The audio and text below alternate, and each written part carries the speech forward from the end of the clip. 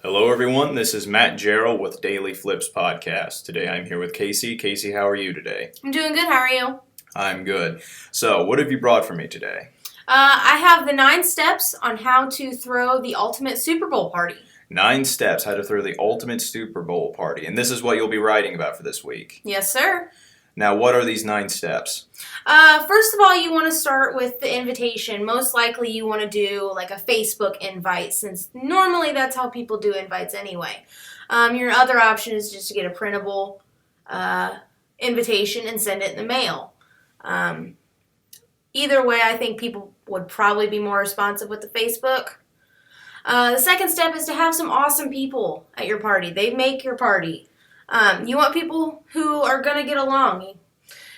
Someone said in an example that you don't want to have your hunting buddies and your PETA advocate friends at the same party. It's probably not going to turn out well. No, not at all.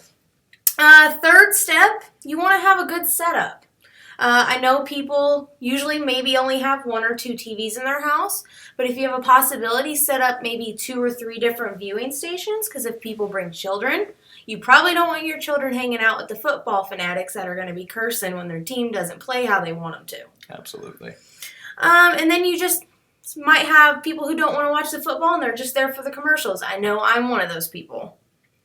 Fifth, you want to have some awesome food. So tell your people to bring maybe their signature dish. And in my personal preference, make sure someone brings meatballs. Absolutely. Absolutely.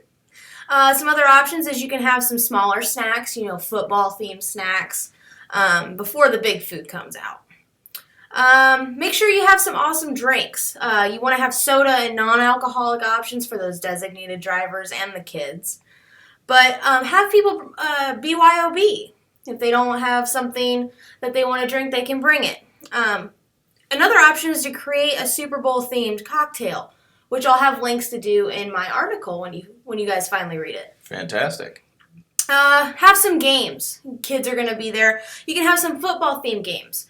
You could have pin the football on the wall and try to get it between the field goals, and then whoever does that could get a prize or something like that. It's more towards the kids. Another option, I've had people do commercial bingo.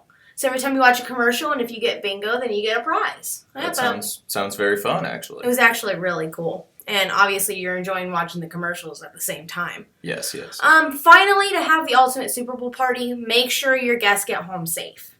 Absolutely. Make sure they either have a designated driver. If you can be a designated driver for somebody, then do it.